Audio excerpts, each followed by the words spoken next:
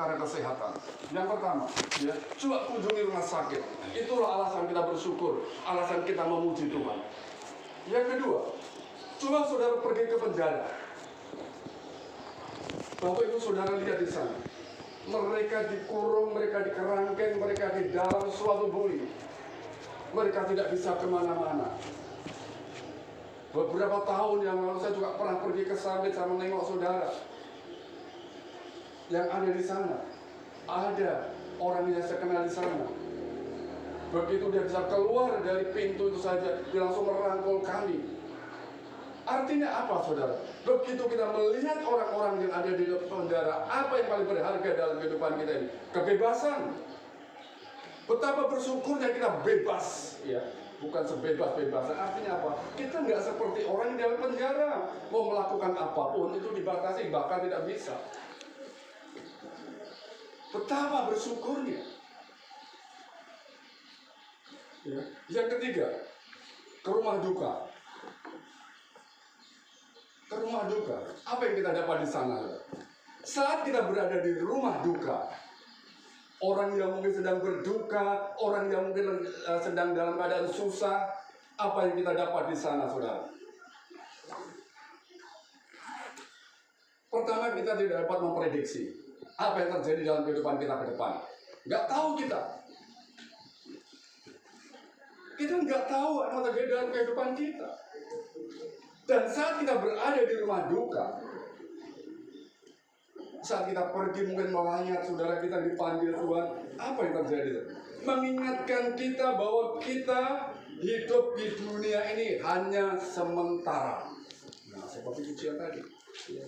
Hidup ini hanya sementara.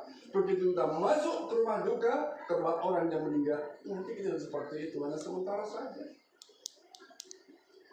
Nggak ada yang abadi. Ya. Yang kedua, cepat atau lambat, ya, hari ini atau besok atau lusa atau kapan, suatu saat kita juga akan menghadap Tuhan, akan sama seperti orang di dalam peti mati itu. Nah, itu kalau kita pergi ke rumah duka. Makanya kalau kita pergi ke tempat itu menguatkan kita semuanya. Betapa berharganya kesehatan, betapa berharganya kebebasan. Rumah duka mengingatkan kita cepat atau lambat Tuhan akan panggil kita. Ya. Bapak Ibu Saudara semua diberkati oleh Tuhan. Dengan kata lain, mengenang atau mengingat orang-orang yang tercinta yang telah meninggal, mungkin teman, mungkin saudara, mungkin orang tua, mungkin tetangga dan lain sebagainya, maka hal tersebut mengingatkan kita akan kematian kita sendiri. Ya. Mengingatkan kematian kita sendiri. Saya akan mati juga. Saya juga akan dipanggil Tuhan. Saya akan juga pulang ke rumah Bapa. Itu menjadi mengingatkan kita. Nah, sekarang pertanyaannya, kita siap atau enggak? Siap enggak kita ketika Tuhan mau panggil kita? Ketika Tuhan panggil, ayo kamu pulang. Kita siap atau tidak? Siap enggak kita menghadapi waktu yang tak terelakkan itu? Enggak bisa kan kita elakkan? Yang nggak bisa kita hindari itu. Siap apa belum kita? Apa yang kita pikirkan? Begitu kita masuk ke dalam suatu rumah duka, begitu kita masuk dalam suasana duka, apa yang kita pikirkan? Apa yang kita lakukan dalam rangka menyambut kematian kita sendiri? Jadi kita nggak perlu pikirkan orang yang sudah dipanggil Tuhan, tetapi pikirkan diri kita sendiri ini. Kita akan menyambut kematian kita sendiri, cepat atau lambat. Masalahnya kan di sini. Kita akan sambut kematian kita sendiri. Apa yang kita lakukan? Apakah kita melakukan sesuatu untuk hal kerajaan surga? Apakah kita sibuk mempersiapkan segala sesuatunya? Apa yang kita siapkan? Ada orang yang mempersiapkan kuburan, ada orang yang mempersiapkan jasnya, ada orang yang mempersiapkan pakaian-pakaian matinya dan lain sebagainya. Bapak Ibu Saudara semua dalam Tuhan, semuanya sudah dipersiapkan. Apakah itu? Lalu bagaimana hidup kita seperti apa? Di dalam Kolose pasal 3 ayat 2. Kolose pasal 3 ayat 2. Paulus mengatakan begini, pikirkanlah perkara yang di atas, bukan yang di bumi. Nah, sementara banyak orang mempersiapkan yang di bumi, bukan yang di atas.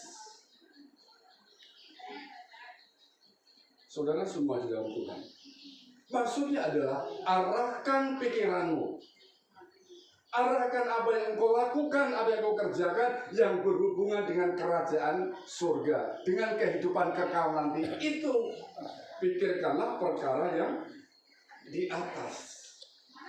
Masalah kuburan, masalah makam, masalah dan lain sebagainya, itu orang lain yang memikirkan. Tapi kematian kita sendiri yang mengerjakannya.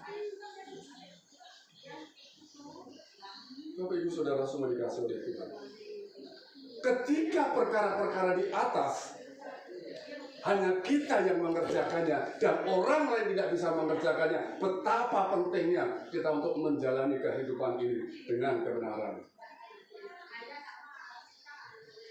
Memikirkan pekerjaan di atas, memikirkan perkara-perkara di atas tidak bisa diwakilkan, tapi membuat persiapan-persiapan dan lain sebagainya itu bisa diwakilkan. Orang lain yang mengerjakan. Saudara semua dalam Tuhan, kita bisa suruh orang lain, tapi memikirkan perkara orang di atas. Kita nggak bisa menyuruh anak saya, ya tolong yang nanti pikirkan ya kehidupan saya nanti di sana. Nggak bisa kan? Kita sendiri, diri kita sendiri, bahkan istri, pasangan hidup, anak, orang tua nggak bisa memikirkan perkara di atas kecuali diri kita. Untuk hal-hal duniawi, orang lain itu memikirkan anak, orang tua, teman dan saudara. Saudara semua di dalam Tuhan, memikirkan atau mencari perkara di atas artinya apa? Kita harus menilai, ya, kita juga harus mempertimbangkan dan memikirkan segala sesuatu dari sudut pandang surga. Itu maksudnya, dari sudut pandang kekekalan, dari sudut pandang bagaimana aku setelah mati nanti adalah hidup kekal. Itu maksudnya adalah demikian. Yang kedua, kita harus bertindak sesuai dengan pikiran-pikiran Kristus, bertindak sesuai dengan tindakan-tindakan Kristus. Itu selama kita hidup ini, sepanjang kita masih ada di dunia ini, tindakan kita, pikiran kita itu seperti tindakan Kristus, seperti pikiran-pikiran Kristus. Ya, ada pikiran-pikiran hal-hal tentang surgawi, ya, bukan kepada hal-hal duniawi, hal-hal yang kelihatan mata saja. Itu fana. Apa yang kita bisa lihat, apa yang kita bisa sentuh, itu habis. Gak akan kita bawa itu dalam kehidupan kekekalan. Selagi masih hidup, marilah bertindak sesuai dengan pikiran dan tindakan Kristus. Itu saja. Bertindak sesuai pikiran dan tindakan Kristus. Itu prioritas. Itu yang utama. Dan itu hanya diri kita sendiri yang mengerjakannya. Tidak bisa orang lain. Tidak bisa orang lain. Yang non prioritas, yang tidak ada hubungannya dengan urusan kekekalan, itu urusan nanti. Ya, sekarang adalah pikirkan bagaimana kehidupan. Non prioritas itu adalah orang lain pun bisa mengerjakannya. Nah, yang kedua, saudara, di dalam Matius pasal 6 ayat 20. Matius pasal 6 ayat 20. Kumpulkanlah bagimu harta di surga. Di surga hangat dan karat tidak merusakkannya, dan pencuri tidak membongkar serta mencurinya. Kumpulkan bagimu harta di surga. Sekarang saya mau tanya saudara, siapa yang mengerjakan ini? Siapa yang mengumpulkan harta di surga ini? Orang lain, orang tua kita, anak kita, cucu kita, tetangga kita, atau teman kita? Diri kita sendiri. Diri kita sendiri yang mengumpulkan. Nggak bisa diwakilkan. Nanti biar diwakili anak saya, nanti biar diwakili oleh orang tua saya, itu kan teman baik. Nggak bisa. Tetap kita sendiri. Oleh sebab itu kita berbicara tentang diri kita, bukan berbicara tentang orang lain. Bapak Ibu Saudara semua dikasih oleh Tuhan, mengumpulkan harta di surga itu untuk kepentingan diri kita, bukan untuk orang lain. Bukan untuk orang lain.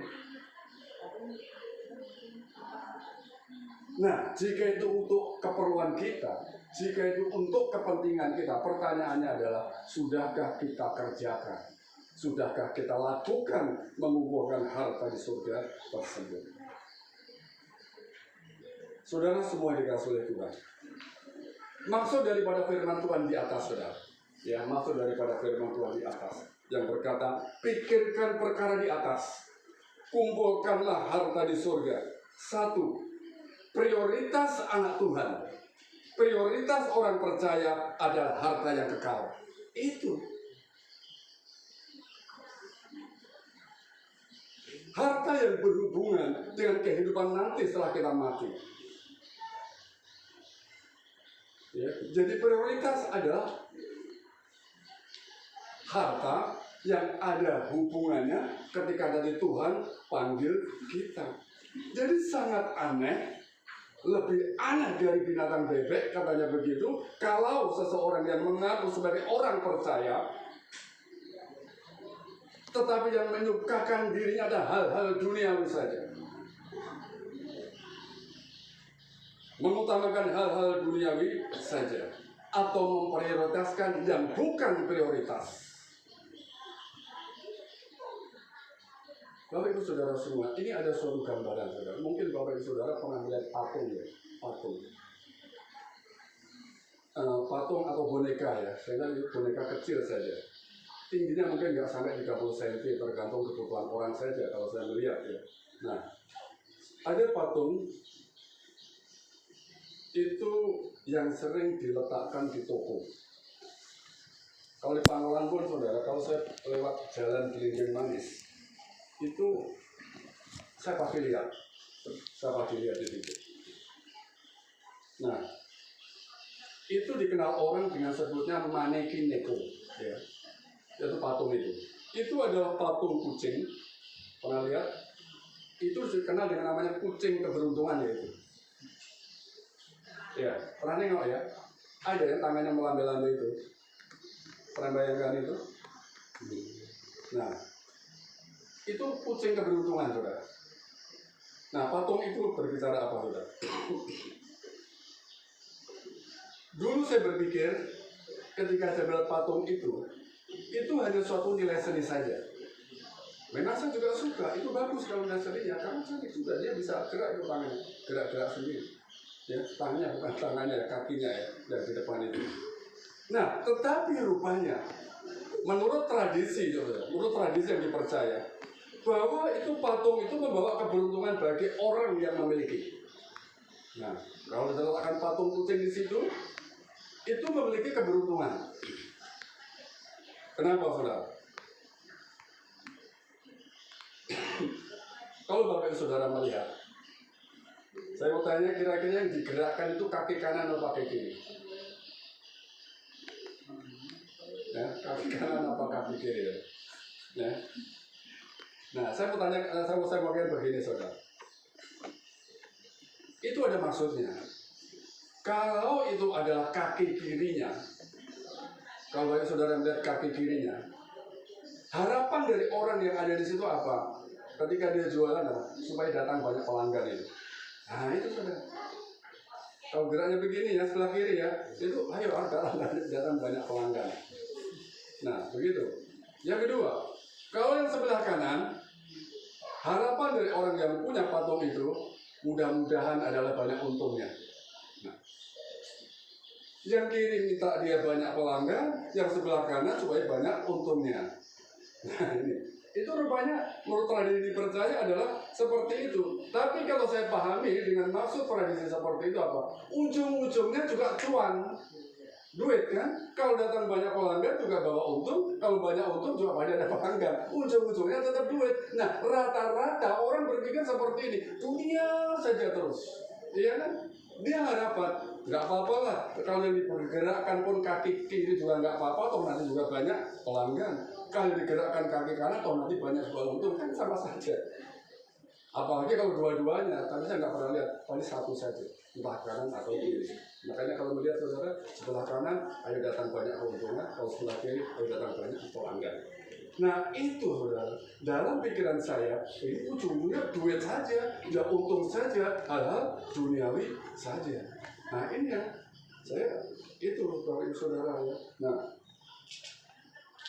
ini saudara-saudara, sebagai orang percaya ya, sebagai orang yang percaya, seperti firman Tuhan tadi dikatakan, pikirkan perkara di atas. Ya, bukan yang kanan atau yang kiri. Pikirkan perkara ya di atas dan kumpulkanlah harta di surga. Itu Bapak Ibu Saudara semuanya. Jangan diartikan, oh orang Kristen itu nggak boleh bekerja. Oh orang Kristen itu berarti tidak boleh mengumpulkan uang, nggak boleh memikirkan hal-hal duniawi, nggak boleh memikirkan makan, nggak boleh memikirkan kubur. Tidak juga seperti itu. Tuhan tidak anti dengan orang yang mau kerja keras. Tuhan justru suka. Tuhan bukan sedang gak senang dengan orang-orang yang bekerja giat. Juga tidak seperti itu. Tuhan tahu kita membutuhkan hal-hal duniawi. Tuhan tahu kita perlu makan. Bahkan Paulus juga berkata, jika seorang tidak mau bekerja, jangan makan. Nah, ini bekerja juga nggak apa-apa. Tapi pikirkan perkara yang di atas, artinya adalah utamakan itu hal-hal surga yang berhubungan dengan kerajaan kekal, ya, dengan kekekalan. Pikirkan perkara di atas, kumpulkan kerajaan surga. Artinya apa? Kita mengikut Tuhan itu perlu komitmen total, ya, perlu komitmen total. Gak bisa kita mengikut Tuhan setengah-setengah saja, gak bisa. Setengah kebenaran, setengah kesalahan, juga tetap kesalahan. Setengah kesalahan, setengah kebenaran, juga bukan suatu kebenaran. Nggak bisa setengah-setengah, total.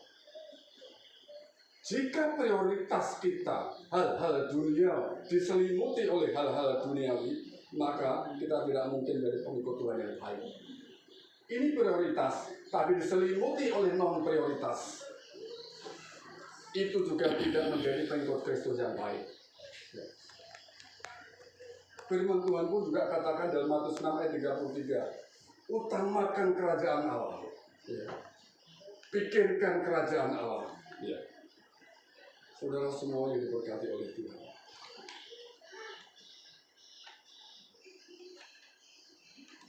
Kalau ibadah, saudara, masih ingat akan sesuatu terngiang-ngiang dengan hal-hal duniawi. Bagaimana dengan orang bisa beribadah dengan baik di hadapan Tuhan? Ya, tidak bisa. Orang Kristen beribadah sebagai seorang hamba, seorang budak. Dia totalitas mengabdi kepada Tuhan. Itu kita. Ya, itu kita. Maka kita terus bekerja tidak apa-apa. Kita bekerja kita juga. Tetapi jangan sampai kita diperbudak oleh pekerjaan. Jangan sampai kita diperbudak oleh hal-hal duniawi. Nggak apa-apa kita untuk hal-hal duniawi, nggak masalah lagi. Ya. Yang ketiga, saudara, kita berada di tempat ini ya, kita tahu bahwa hidup mereka, orang-orang yang telah meninggal selama hidup itu, hidupnya nggak sempurna. Orang yang sudah dipanggil Tuhan mendahului kita, jujur, hidupnya juga tidak sempurna. Ya. Kalau nggak percaya, lihat diri kita sendiri. Namanya mengenang, tentu ada hal yang baik kita ingat, ada hal yang buruk juga kita ingat. Jika kita ingat hal yang tidak baik, bukan berarti kita sedang menghakimi orang tersebut. Tidak. Jika kita ingat hal-hal yang mungkin tidak senangi pada waktu itu, kita tidak sedang menghakimi mereka.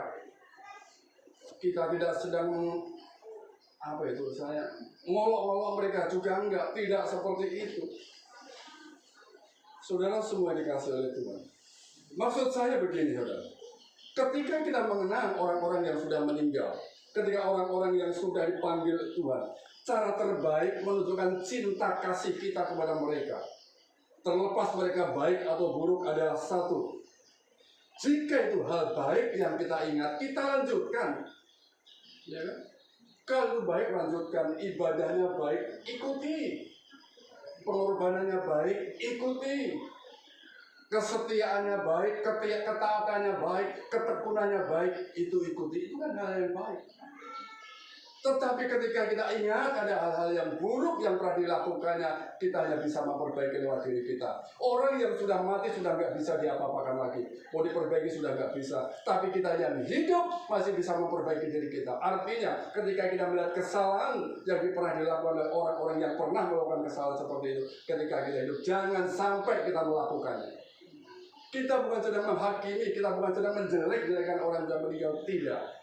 Tetapi itu menjadi pembelajaran bagi kita. Jangan sampai saya melakukan demikian. Jangan sampai aku melakukan yang demikian. Ini saudara yang berkata itu. Orang yang sudah meninggal, jika semasa hidupnya jika berbuat banyak salah, kita tidak bisa memperbaikinya lagi. Contohnya antara orang kaya dan Lazarus. Ketika orang kaya itu meninggal, dia mau minta tolong dan sebagainya, nggak bisa. Bahkan dia minta kembali supaya saudara-saudaranya juga mengalami pertobatan, sudah nggak bisa. Walaupun ada orang dibangkitkan dari kematian juga sudah tidak bisa. Selesai sudah kalau ada orang mati, kita yang masih hidup ini, kita bisa masih memperbaiki diri kita. Jadi saudara semua dikasih oleh Tuhan, di samping kita mengenang orang yang sudah meninggal itu untuk memberikan penghiburan dan menguatkan iman bagi keluarga. Ya, menguatkan iman dan penghiburan bagi keluarga yang ditinggalkan, juga mengingatkan kita semua akan pentingnya menghargai hidup ini, pentingnya menghargai kesempatan ini, pentingnya kita untuk menjalani hidup ini dengan benar sejalan dengan firman Tuhan. Lihat tempat di rumah sakit tadi, lihat di penjara tadi, lihat orang-orang berada di rumah duka tadi. Mengenang orang yang sudah meninggal memotivasi kita untuk hidup lebih bermakna lagi. Haleluya. Membuat hidup lebih berarti lagi. Memberikan pengaruh positif bagi diri kita sendiri. Jadi kalau kita bisa misalnya, nengok ini melihat orang yang meninggal, itu baik positifnya bagi diri kita sendiri. Hidup ini singkat. Hidup ini singkat. Menuju kubur tidak ada hari libur. Kalau kita nggak ada kesempatan untuk berbuat baik, sia-sia waktu itu. Ya, itu nggak lama. Itu hanya sementara saja. Oleh sebab itu, bagi saudara semua di dalam Tuhan, akan sangat terlalu remeh, akan sangat terlalu rendah jika hidup ini dihabiskan hanya untuk mencari hal-hal duniawi atau kenikmatan dunia saja. Sementara Tuhan sudah katakan, pikirkan perkara di atas, kumpulkan harta di surga, utamakan kerajaan Allah. Hidup ini, kesempatan yang masih Tuhan berikan kepada kita ini, jauh lebih bermakna ketika kita persembahkan untuk Tuhan. Ya. Hidup adalah kesempatan untuk melayani Tuhan. Hidup adalah untuk melayani Tuhan. Termasuk mungkin sesuatu yang Tuhan percayakan kepada kita, mari kita pakai untuk melayani Tuhan. Semuanya berasal dari Tuhan dan kita kembalikan kepada Tuhan. Mari kita persiapkan diri kita, ya, bukan untuk duniawinya saja, tetapi adalah prioritaskan hal-hal yang berhubungan dengan surga. Ya. Tuhan Yesus memberkati firman Tuhan pada siang hari ini. Mari kita memandang firman Tuhan, saudara, sesuai dengan kebenaran firman Tuhan, sehingga kita bisa memahami dan mengerti akan firman Tuhan yang baru saja kita dengar, sehingga menguatkan kita, membawa kita boleh memprioritaskan hidup kita ini dalam kehidupan kita, yaitu tentang yang ada hubungannya dengan kekekalan. Hal duniawi kita perlu, hal-hal yang kelihatan mata kita perlu, itu non prioritas. Prioritas adalah hal-hal yang berhubungan dengan hal-hal surga. Mari kita berdoa dan kita tutup ibadah pada siang hari ini. Bapa di dalam surga, firman-Mu sudah kami dengar Tuhan. Hamba-Mu juga sudah selesai berkata-kata. Tapi kami percaya bahwa Allah Roh Kudus tidak akan pernah berhenti berkata-kata kepada kami, menegur kami, mengingatkan kami, mengajar kami, dan memberitahukan kami akan hal-hal yang benar. Kami percaya firman yang sudah kami dengar membawa hal yang positif, pertumbuhan iman di dalam diri kami. apa yang kami kerjakan pada saat ini. Ketika kami mengenang akan orang-orang yang telah meninggalkan kami. Kami menjadi ingat bahwa kami ingat akan kematian kami sendiri. Bahwa hidup ini hanya sementara. Hidup ini adalah tidak lama. Cepat atau lambat Tuhan akan memanggil kami. Kami akan pulang ke rumah Bapa. Tuhan, oleh sebab itu, berikan hikmat kepada kami. Selagi masih ada kesempatan dan ada waktu ini, biarlah kami pergunakan kehidupan ini, waktu ini, kami isi dengan pikiran-pikiran yang sesuai dengan Kristus, tindakan-tindakan yang sesuai dengan Kristus, yang mengarah kepada kekekalan hal-hal surgawi. Biar menjadi prioritas kami, menjadi yang utama di dalam kehidupan kami ini. Kami ingin mempersiapkan diri kami. Kami ingin bekerja seturut dan sejalan dengan firman Tuhan. Banyak tantangan dan hambatan yang kami hadapi, tapi kami yakin dan percaya bahwa Tuhan tidak akan membiarkan kami berjalan sendiri. Tuhan akan menemani kami. Tuhan akan terus menyertai kami, memberikan kekuatan, kemampuan, dan kuasa yang melimpah di dalam kehidupan kami. Kami bersyukur kepadamu Tuhan, melalui hari ini ibadah keluarga di tempat ini, kami kembali diingatkan bagaimana kami harus hidup di dalam Tuhan sebagai orang-orang yang percaya, sebagai anak-anak ketebusan. Biarlah itu memprioritaskan hal-hal surgawi dalam kehidupan ini. Tuhan, hamba berdoa buat keluarga ada di tempat ini. Kiranya Tuhan menolong dan memberkati keluarga yang di tempat ini. Memperpakai mereka Tuhan di dalam hidupnya buat pekerjaan-pekerjaan Tuhan yang ada. Dengan apa yang ada dalam mereka, talenta atau apapun yang Tuhan percayakan kepada mereka, biar semuanya kembalikan hormat dan kemuliaan bagi Tuhan.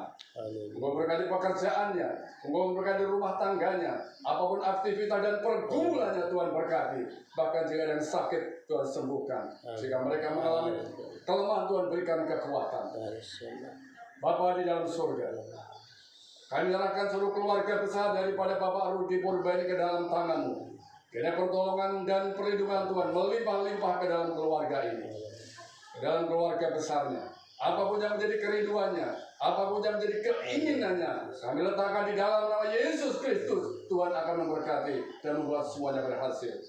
Biar ketekunan dan kesetiaan, ketaatan, dan juga kesabaran dan kemurahan Tuhan melimpah-limpah di dalam keluarga besar dari Bapak Rudi Purba ini.